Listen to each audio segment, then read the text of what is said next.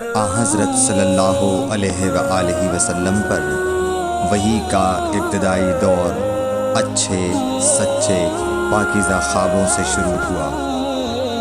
آپ خواب میں جو کچھ دیکھتے وہ صبح کی روشنی کی طرح صحیح اور سچا ثابت ہوتا۔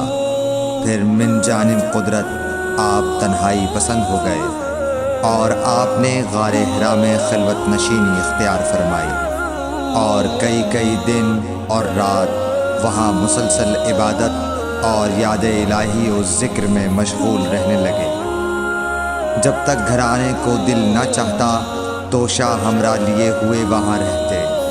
توشہ ختم ہونے پر ہی اہلیہ محترمہ حضرت خدیجہ رضی اللہ تعالی عنہا کے پاس تشریف لاتے اور کچھ توشہ ہمراہ لے کر پھر وہاں جا کر خلوت گزین ہو جاتے۔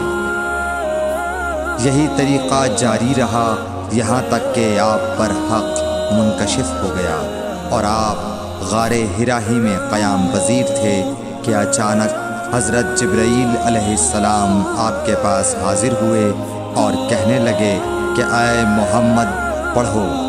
آپ فرماتے ہیں کہ میں نے کہا کہ میں پڑھنا نہیں جانتا۔ آپ صلی اللہ علیہ وسلم فرماتے ہیں کہ فرشتے نے مجھے پکڑ کر اتنے زور سے بھینچا کہ میری طاقت جواب دے گئی۔ پھر مجھے چھوڑ کر کہا پڑھو۔ میں نے پھر وہی جواب دیا کہ میں پڑھا ہوا نہیں ہوں۔ اس فرشتے نے مجھ کو نہایت ہی زور سے بھینچا کہ مجھ کو سخت تکلیف محسوس ہوئی۔ پھر اس نے کہا کہ پڑھ۔ میں نے کہا میں پڑھا ہوا نہیں ہوں۔ فرشتے نے تیسری بار مجھ کو پکڑا اور تیسری مرتبہ پھر مجھ کو بھینچا۔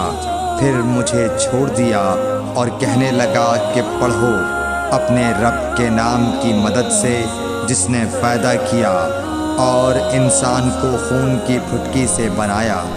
پڑھو اور آپ کا رب بہت ہی مہربانیاں کرنے والا ہے۔ بس یہی آیتیں آپ حضرت جبرائیل علیہ السلام سے سن کر اس حال میں غار حرا سے واپس ہوئے کہ آپ کا دل اس انوکھے واقعے سے کانپ رہا تھا۔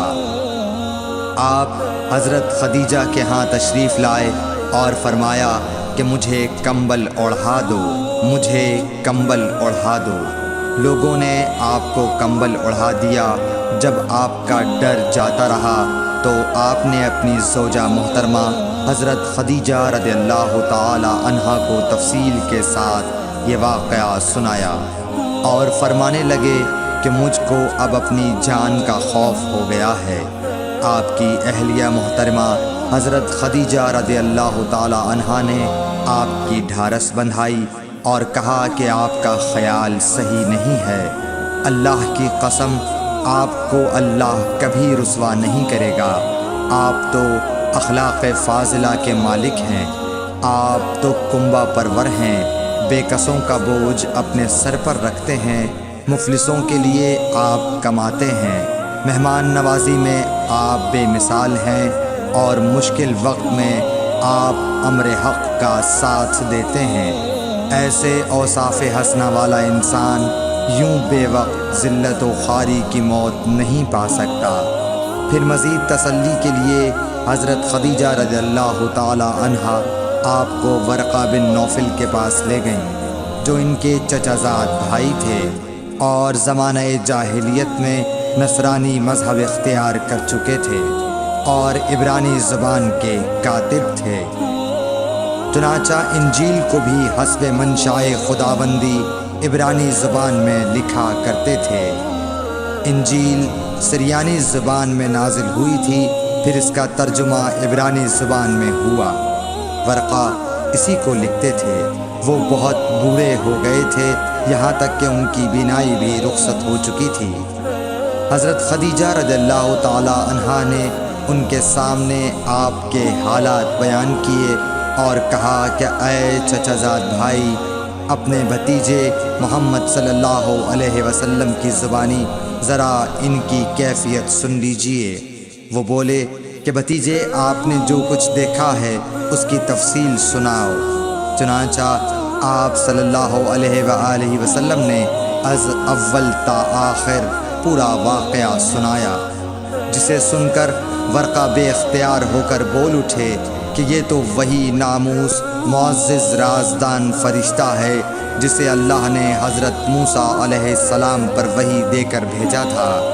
کاش میں آپ کے اس عہد نبوت کے شروع ہونے پر جواں عمر ہوتا، کاش میں اس وقت تک زندہ رہتا جب کہ آپ کی قوم آپ کو اس شہر سے نکال دے گی۔ رسول کریم صلی اللہ علیہ وآلہ وسلم نے یہ سن کر تعجب سے پوچھا کہ کیا وہ لوگ مجھ کو نکال دیں گے، حالانکہ میں تو ان میں صادق و امین و مقبول ہوں؟ ورقہ بولا، ہاں یہ سب کچھ سچ ہے، مگر جو شخص بھی آپ کی طرح امر حق لے کر آیا لوگ اس کے دشمن ہی ہو گئے ہیں۔ اگر مجھے آپ کی نبوت کا وہ زمانہ مل جائے تو میں آپ کی پوری مدد کروں گا۔ مگر ورقہ کچھ دنوں کے بعد انتقال کر گئے، پھر کچھ عرصے تک وحی کی آمد موقوف رہی۔